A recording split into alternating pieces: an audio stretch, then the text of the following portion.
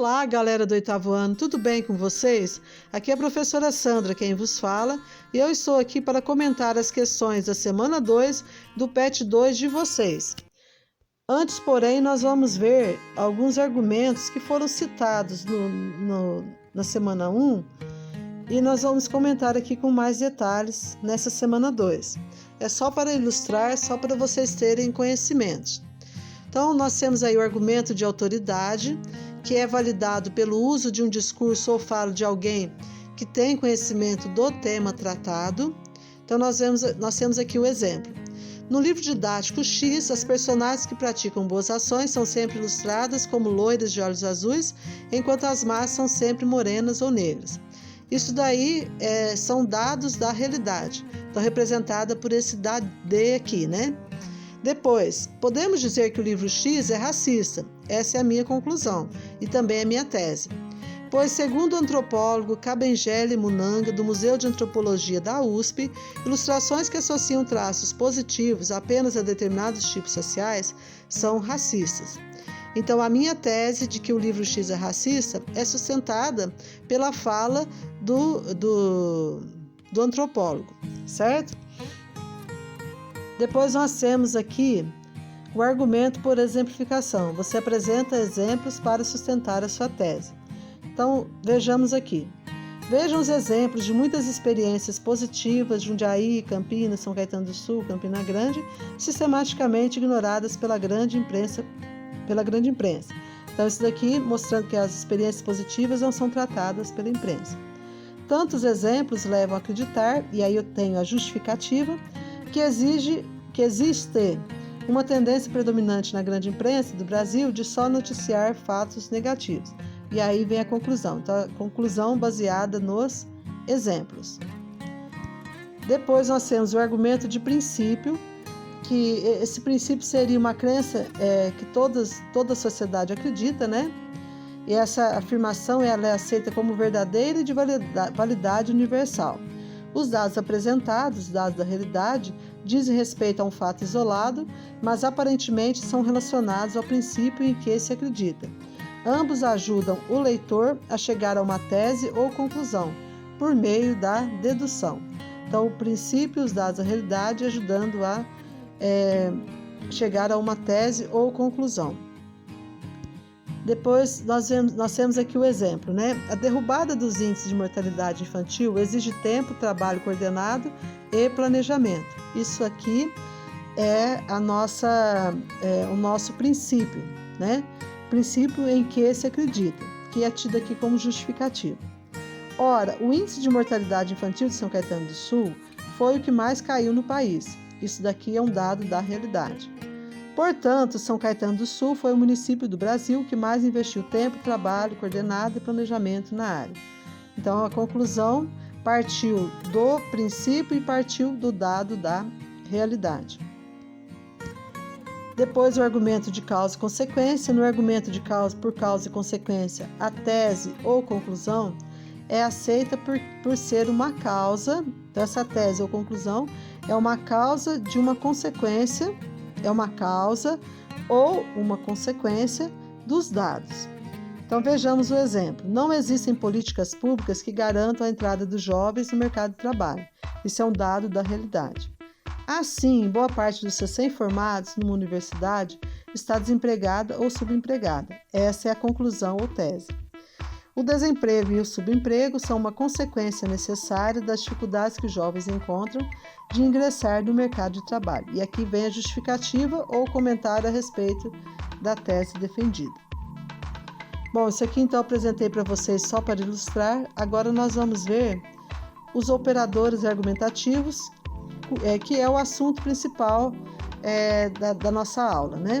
Então, em um debate, os participantes precisam sustentar seu posicionamento, mas com respeito e consideração pelas opiniões dos outros.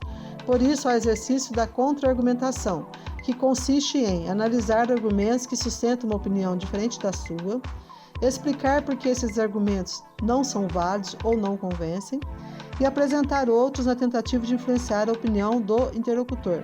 Então, contra-argumentar é, portanto, derrubar o argumento do outro por meio de argumentos melhores. Expressões de concordância e discordância servem para marcar posição diante de outra opinião.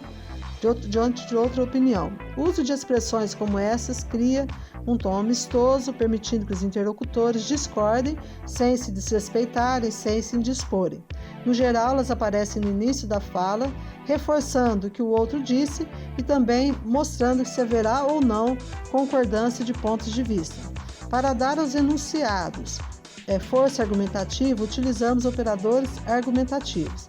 O uso desses operadores ajuda o ouvinte ou o leitor a entender o movimento da argumentação ou a linha de raciocínio que um falante usou em seus enunciados ou suas falas. Então, esses operadores são palavras que mostram para o leitor ou para o interlocutor que você está sendo contra ou a favor de determinada ideia. Expressões de concordância servem para marcar. Isso aqui nós já comentamos, né? E aqui nós temos, então, os operadores argumentativos. Entre os operadores, há palavras de diferentes classes gramaticais, com destaque para as conjunções. Então, aqui nós vamos mostrar para vocês apenas as conjunções que servem como operadores argumentativos. Vejamos, então.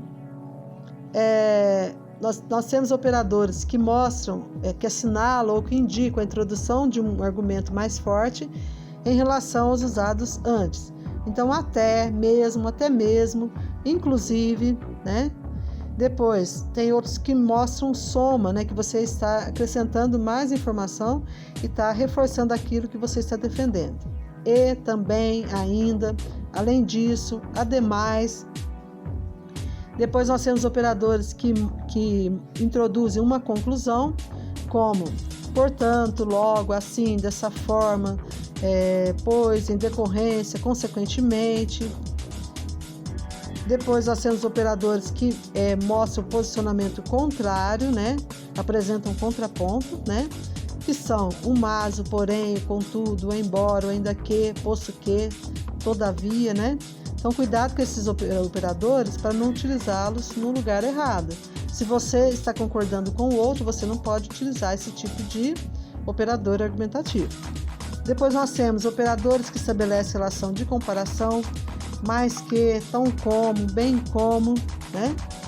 E depois nós temos também os operadores que introduzem uma justificativa ou uma explicação, que são o porquê, o pois, o que, o já que, o visto que.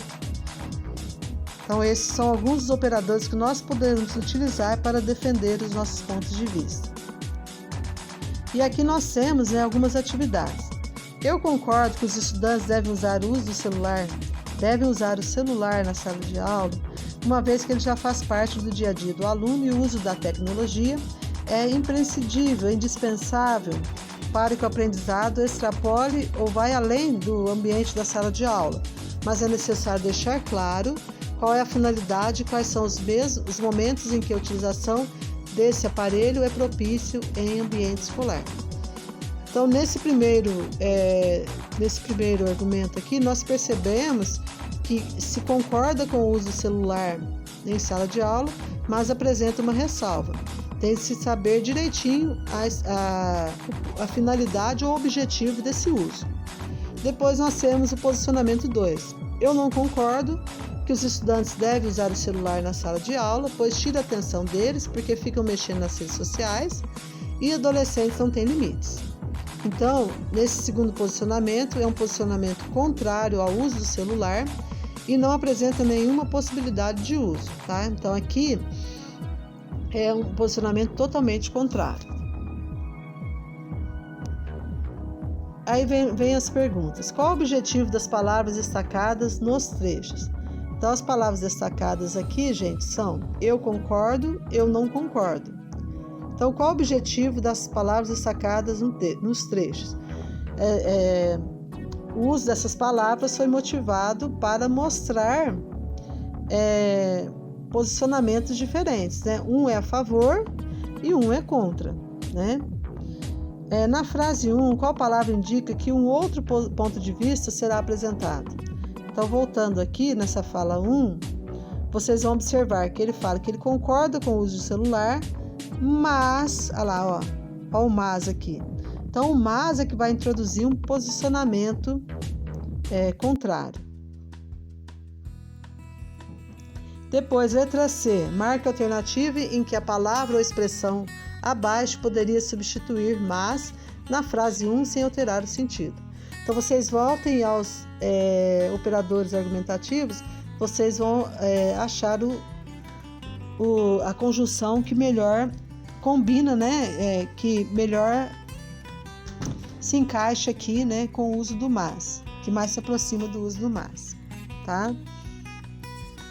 Depois, na letra D, qual palavra ou expressão abaixo poderia ser empregada na frase 2, substituindo a conjunção pois e mantendo a mesma relação de sentido?